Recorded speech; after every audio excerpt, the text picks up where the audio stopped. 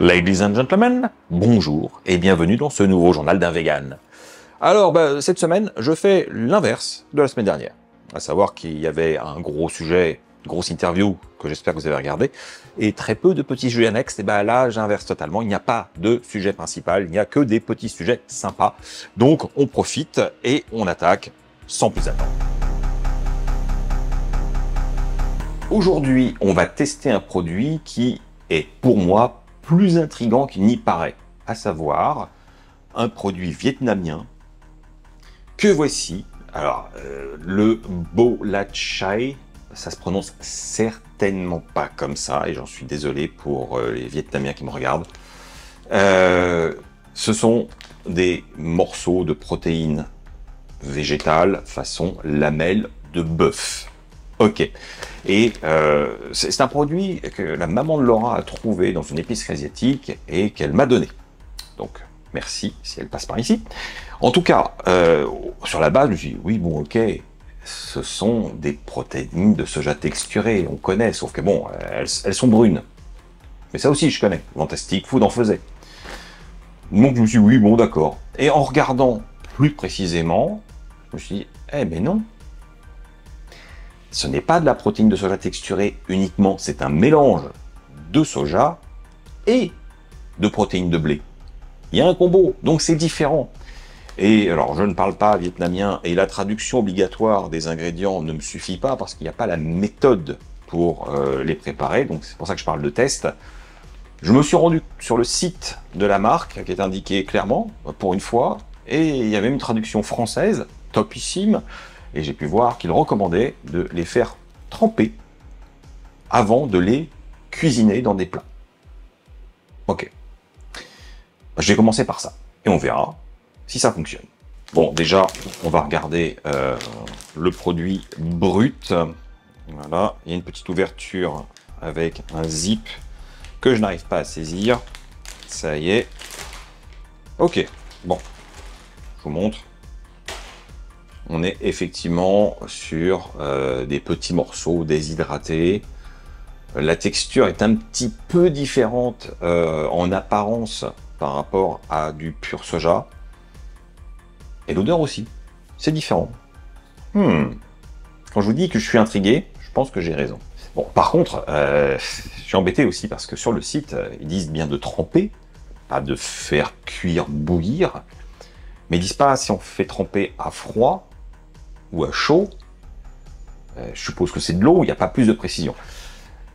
J'aurais tendance à quand même mettre de l'eau bouillante là-dessus, ce qui me paraîtrait le plus sensé. C'est ce que je vais faire. Allez. J'ai pas le temps non plus du trempage. C'est embêtant. Bon, ça a l'air de bien réagir. Je vais pas en mettre plus. Bon, là, vous pouvez pas l'entendre, mais je sens le côté, je dirais, effervescent. On sent que c'est en train de se réhydrater, que c'est en train d'absorber l'eau.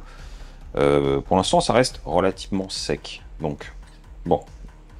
Je vais attendre 5 minutes et je reviens. Alors, j'ai mis 5 minutes et c'est carrément réhydraté, souple. C'est bien. Bon, je pense que l'eau chaude, enfin, du moins bouillante, c'était la bonne idée. Il reste plus beaucoup d'eau, hein. Chouette. Bon, je vais continuer à suivre les instructions. Il est dit qu'il faut les rincer et les essorer. Bon, les essorer, c'est comme les PST. C'est vraiment pas mal, hein. Regardez. C'est souple. C'est bien réhydraté. C'est chouette. Un petit morceau. Voilà. Ah oui, ça se détache bien, il y a de la fibre.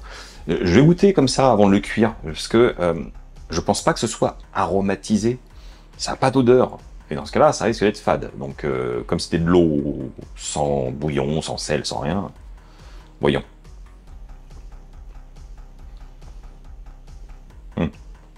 Ouais. Ah, c'est fade. Ok. Bon, du coup, j'improvise un petit truc. De l'huile, parce que ça, on a besoin. Je vais faire revenir les protéines, telles quelles. Et puis, je vais faire un petit assaisonnement dans la poêle en cours de cuisson. Bon, un peu d'ail en poudre. Je saupoudre gentiment. Un peu de 5 épices. Comme ça, on reste un peu dans la thématique. Et c'est parti. Oh, ça colore super bien. Ben, en couleur, on va aller plus loin avec les sauces soja. Allez hop. Un peu de shoyu. Un peu de dark soy sauce. Et c'est parti. Je sais pas ce que vous en pensez, mais je trouve que ça a une super bonne tête et ça donne très envie d'essayer. Allez. Ouais, c'est très très bœuf hein, en visuel. Je pense que ça va être bon.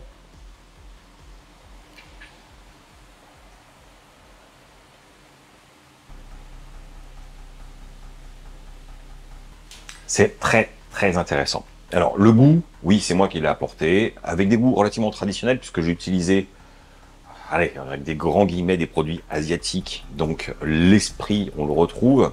J'ai de l'umami, j'ai du salé, j'ai de la profondeur, j'ai le petit goût d'épices mais pas trop. Enfin, c'est très agréable en aucun effort. J'ai juste, comme vous l'avez vu, rajouté des produits un peu comme ça pour donner un peu de saveur. Ça a légèrement caramélisé en surface, c'est très très agréable. Donc ça fonctionne. Heureusement parce que sinon c'était très fade. Maintenant, parlons de la texture puisque c'est surtout ça, c'est un support de protéines avec une texture intéressante qui n'a pas de goût sauf celui qu'on va vouloir lui donner. Comme les protéines de soja texturées ou les protéines de pois. On est toujours sur la même logique, un produit neutre, personnalisable. Sauf que là, la texture, franchement, elle est radicalement différente d'une protéine de soja texturée classique. On a une sensation de fibre longue. La mâche n'a rien à voir.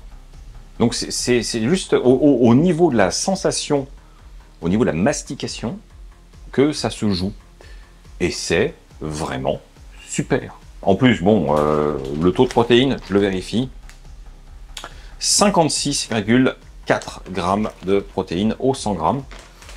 Ouais, on est bien. Donc, c'est un produit que je suis très heureux d'avoir à la maison. Maintenant, il va falloir que je vois si j'en trouve dans les boutiques asiatiques que je fréquente, parce que je ne l'ai jamais vu. Et alors, ce que j'ai découvert sur le site de la marque, c'est qu'il y a plein d'autres variétés, style chicken, fish, pork, enfin voilà. Je pense que ce sont des textures différentes, et qu'en aromatisation, ça ne doit rien changer.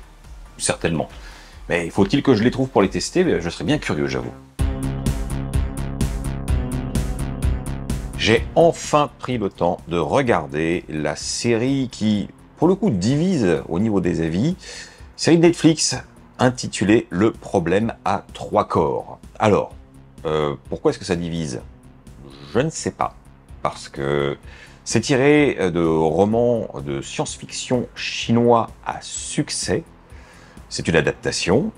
Je n'ai pas lu ces livres, donc je ne serai pas à même de vous dire si c'est fidèle ou pas. Donc peut-être que ça vient de là. Mais j'ai lu beaucoup d'avis de gens disant que c'était vraiment à chier. On peut dire le terme. Et là, par contre, personnellement, je ne suis pas d'accord. Et c'est pour ça qu'on en parle aujourd'hui. Alors déjà, de quoi ça parle? Alors, ça va être, comme d'habitude, difficile de vous donner tous les tenants et les aboutissants sans faire de spoil. Donc, je vais essayer de me centrer sur l'essentiel. On va suivre, en gros, un petit groupe d'amis, visiblement qui ont été étudiants ensemble, et spécialisés dans les sciences, et principalement la physique. On voit qu'ils ont tous des parcours très différents entre ceux qui font de la recherche, ceux qui sont passés dans le privé, ceux qui sont devenus profs, ceux qui sont sortis complètement du schéma de la science pour aller vers de l'agroalimentaire. Bref, chacun a fait sa vie, mais on voit que ça reste un groupe d'amis soudés.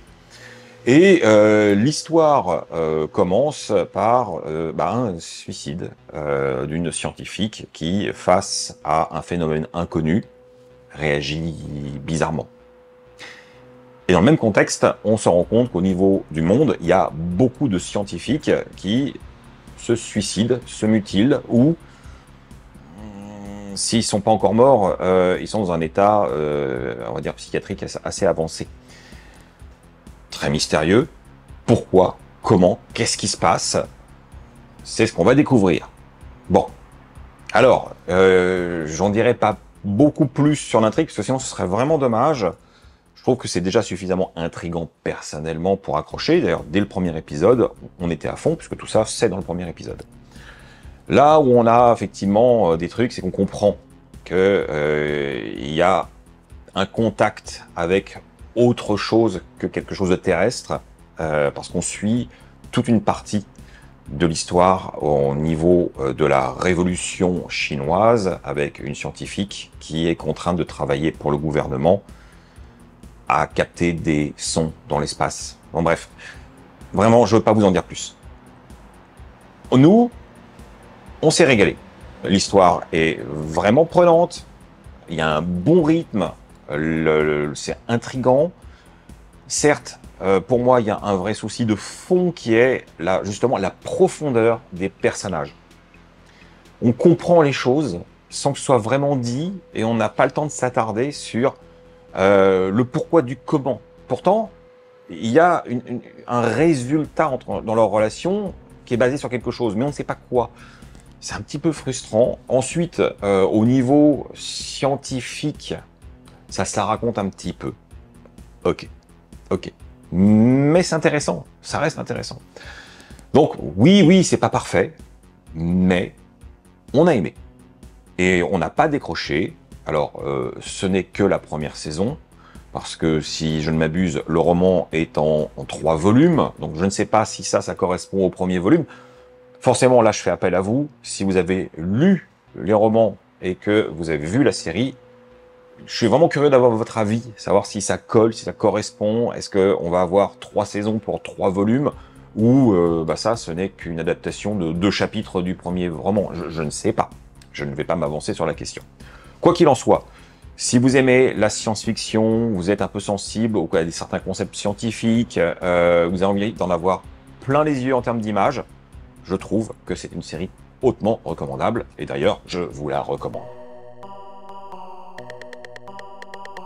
Bon alors, ça commence à dater, mais il y a, je pense quelques années sur ma chaîne, je vous avais parlé d'une méthode d'extraction à froid pour le café qui avait beaucoup intrigué, et j'avais parlé de différentes méthodes, dont une hyper pratique, à savoir ceci. Cette bouteille avec un filtre intégré qui permet d'infuser au réfrigérateur et d'avoir une boisson maison aromatique et à base de café, bien sûr, mais aussi de thé ou même de plantes. On peut faire n'importe quoi là-dedans.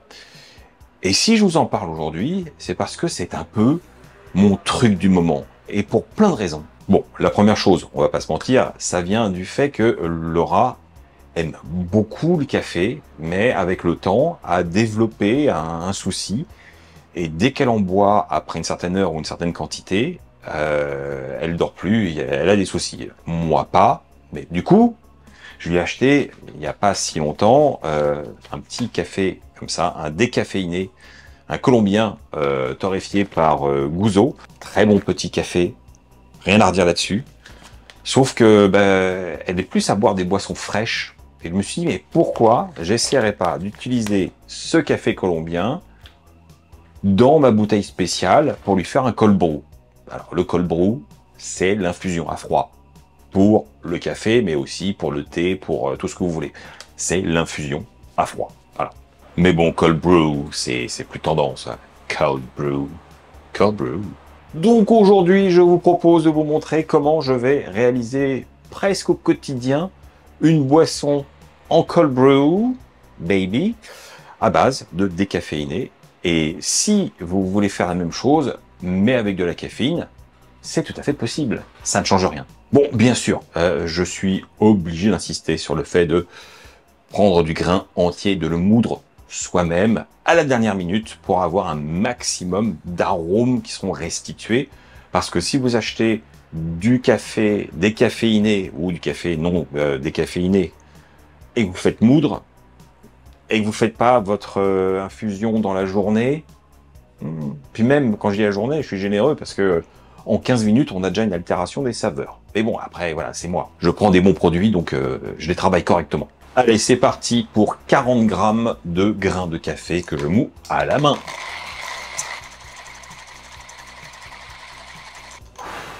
les 40 grammes, on les sent passer. Hein. Allez, voyons. Superbe. Donc là, on est sur une mouture qui est relativement fine, mais on n'est pas au niveau de l'expresso. On est un petit peu au-dessus. C'est une mouture pour du café filtre, tout petit peu plus fin. Voilà. C'est comme ça que je le fais. Du moins, je le fais comme ça pour ce café-là. Parce que je peux varier ma recette selon l'origine. Et maintenant, hop là, je transvase toute ma mouture, tout simplement.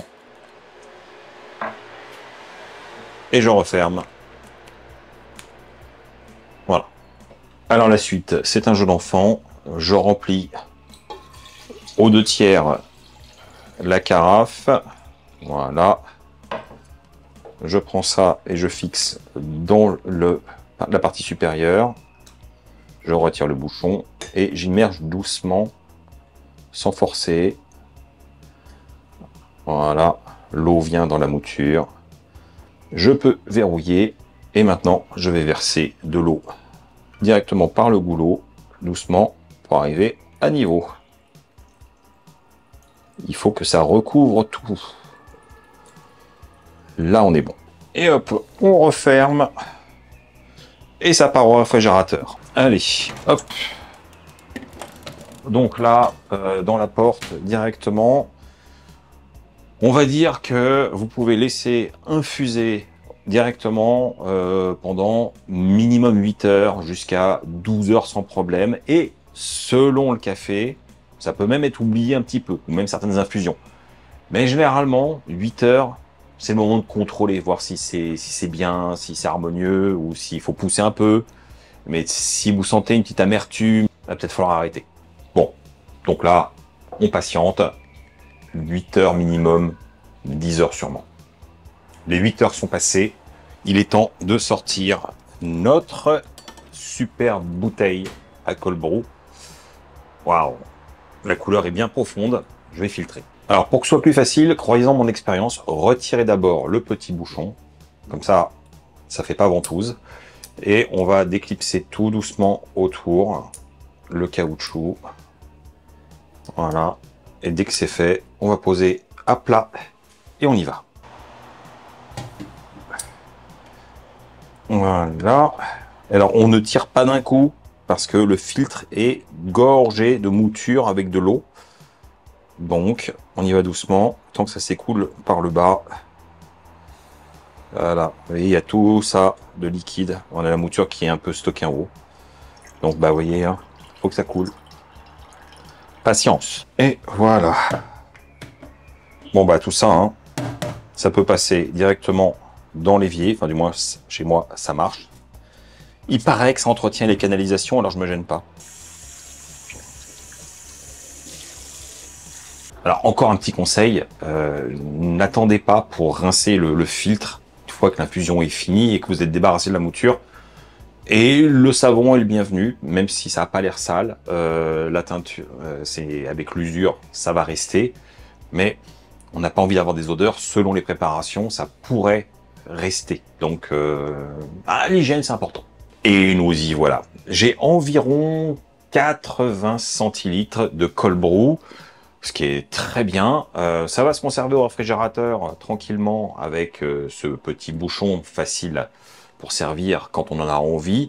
Je vous recommande de vous faire plaisir sur cette version sans caféine. En revanche, si vous avez une version classique avec du vrai café caféiné, prenez pas des doses trop élevées parce que sinon, au niveau tachycardie, ça va attaquer parce que c'est très chargé en caféine puisqu'il n'y a pas de chauffe, donc il n'y a pas d'altération et c'est le max du max du max. Voilà, sachez-le. Mais là, c'est safe. Bon, et j'ai été assez patient, hein, voilà. C'est peut-être facile, il faut savoir prendre son temps. Et maintenant, c'est la récompense. Le nez, on a vraiment un café très doux, ambré. Une belle sucrosité. On a un goût très pâtissier, un peu de mocha avec ce café décaféiné. C'est assez incroyable. Il n'y a pas du tout d'astringence, pas d'amertume, pas d'acidité, pas de fruité. On a vraiment ce côté un peu gourmand chocolaté, mais avec du café. c'est délicieux. Donc voilà les amis, j'espère que ça vous aura donné des idées, parce que si comme moi vous avez envie de boire des boissons fraîches qui ont du goût, qui font plaisir, mais pour autant ne pas acheter des bouteilles de soda avec plein de produits bizarres gorgés en sucre, etc. Eh bien revenons à l'essentiel, au naturel. Ça fait pas de mal et c'est plus économique en plus. Bon bah, toute la séquence qui suit va être en voix off. Ouais, ne cherchez pas à lire sur mes lèvres, ce n'est pas coordonné, c'est normal. J'ai subi un problème de micro durant la vidéo. Tant pis. Donc, suivez-moi. Je vais vous parler d'un pop-up fait par Oatly à Paris. Et on s'y rend avec Laura pour goûter les nouveautés qu'ils nous proposent cette semaine. Alors, Oatly, vous connaissez déjà, c'est une marque suédoise qui nous propose des laits végétaux à base d'avoine, mais ils font pas que ça.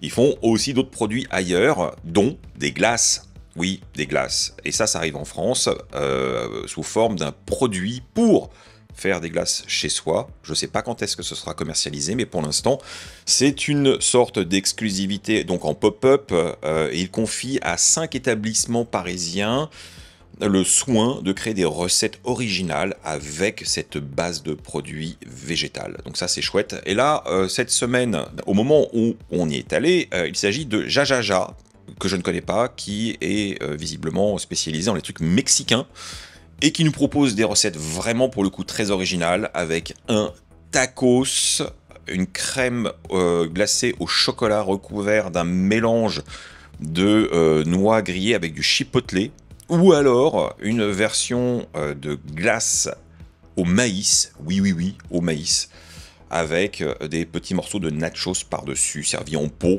Enfin, toutes les combinaisons sont possibles. À vous de voir ce que vous préférez. Vous avez compris que c'était les 2 recettes qu'on a testées, moi et Laura. Alors, pour ce qui est de la glace au maïs, soyons clairs, c'est délicieux et ça a une note très sucrée comme le maïs, avec une finale vanillée. C'est très surprenant et très recommandable pour le coup. Alors, info aussi quand même importante, je vous l'ai dit, c'est un pop-up. Chaque semaine, le prestataire change et ça finit le 4 août. Donc oui, on y est allé un petit peu tard, mais vous avez encore une bonne semaine pour en profiter. Je ne sais pas ce que ce sera la semaine prochaine. Je vous mets le lien en barre d'infos de toute façon qui vous donnera tout ce que vous devez savoir pour vous rendre à ce pop-up Oatly, qui est une vraie première originale. Aujourd'hui, je vous propose une petite recette hyper facile, savoureuse, le genre de recette quand on ne sait pas quoi faire et qu'on les tout dans les placards, et principalement, essentiellement même, des produits de chez Coro, partenaire de cette vidéo. Alors pour ceux qui n'auraient jamais entendu parler de Coro, voilà, donc bienvenue sur la chaîne parce que c'est quand même un partenaire depuis plusieurs années maintenant. C'est un site qui vous propose des denrées alimentaires, mais pas que, qui est basé à Berlin avec un large choix de produits véganes en grande quantité, très qualitatifs, majoritairement bio, à des prix inférieurs à ce que vous trouverez dans le marché, et ce, sans abonnement, sans condition. Moi, je suis très fidèle à la marque, j'adore, ma cuisine est remplie de produits Coro. Tous les mois, je fais une commande et à force, je me rends compte qu'il peut y avoir une certaine synergie entre les produits bien agréable. Et c'est exactement ce que je vais faire aujourd'hui avec les produits suivants. On commence avec ceci, les tortelloni au tofu fumé.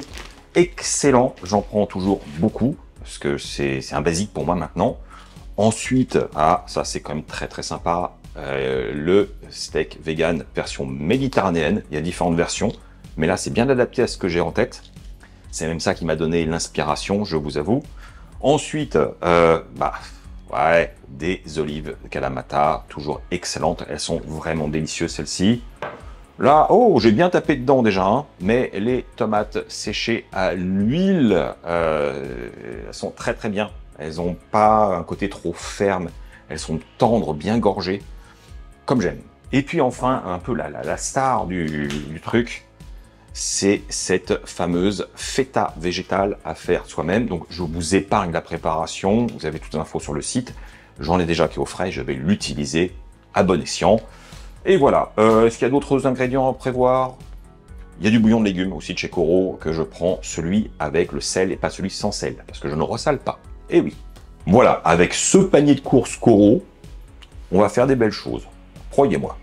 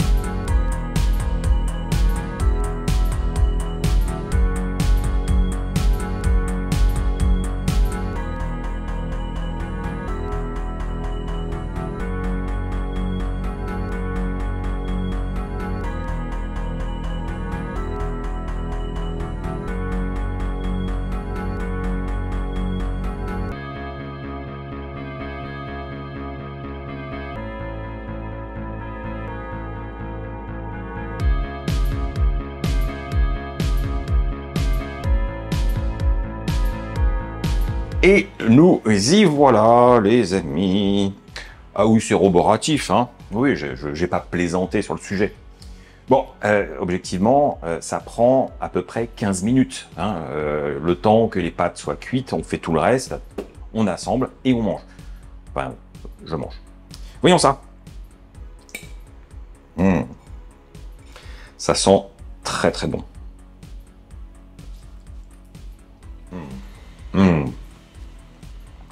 Ah, je me régale. Ok, c'est pas light. Ok, mais c'était pas le but. Là, mes pâtes sont parfaitement cuites. Alors, normalement, c'est à peu près 10 minutes, mais moi, je les pousse souvent à 12, voire 13, pour qu'elles soient vraiment parfaitement cuites. Pas surcuites. Hein. Pour moi, c'est la bonne limite. Vous verrez chez vous. Le sétan. Alors, le sétan, parlons-en, parce que vous l'avez vu, je l'ai coupé en tout petits morceaux, et je l'ai fait revenir avec l'huile des tomates séchées. Rien ne se gâche, rien ne se perd, surtout que c'est chargé en goût.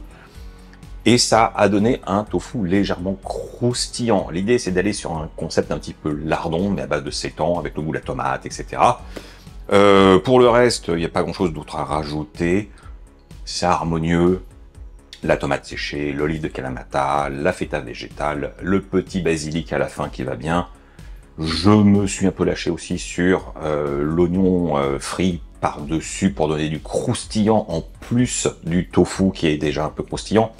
Bref, j'avais envie que ce soit plein de vie en bouche, avec plein de surprises quand on mâche et que ce soit pas juste des pâtes en sauce. D'ailleurs, à part l'huile de cuisson, il n'y a pas de sauce. Et c'est largement suffisant. Voilà, c'était ma petite recette express avec des produits de chez Coro, improvisés de manière naturelle. Juste 10 minutes avant de me lancer la caméra, je me suis dit tiens, avec ça, on va réussir à avoir un truc bien. confirmation. Comme quoi, vous voyez, à force, la mécanique au niveau du cerveau fait qu'on peut improviser même quand on n'a rien. En fait, on a toujours des trucs. Il faut juste ouvrir les placards, fouiller, dire « Ah tiens, il y a ça, il y a ça, il y a ça. » Ben oui, mais oui. C'est comme ça que je fais ma cuisine du quotidien. Donc, j'espère que ça vous a inspiré et que vous allez vous aussi refaire ça chez vous. N'oubliez pas, c'est une mécanique, ce qui veut dire que si vous n'avez pas de sétan, que vous avez du tofu fumé, vous pouvez faire exactement la même chose. Ce sera un peu différent, mais ce sera très bon aussi. Et bien sûr, je vous incite fortement à aller sur le site de Coro et de bénéficier de la réduction de moins 5% avec mon code Sébastien Cardinal. Profitez-en et faites-vous plaisir. Et voilà les amis, merci d'avoir suivi ce journal jusqu'au bout. J'espère que vous avez passé un très bon moment en ma compagnie. Pour le faire savoir, vous savez comment ça se passe, les règles du jeu, les petits commentaires qui vont bien, l'abonnement, me soutenir sur Tipeee ou devenir membre de la chaîne. C'est toujours très apprécié. Prenez soin de vous et on se retrouve la semaine prochaine sans faute pour de nouvelles aventures. Tchuss!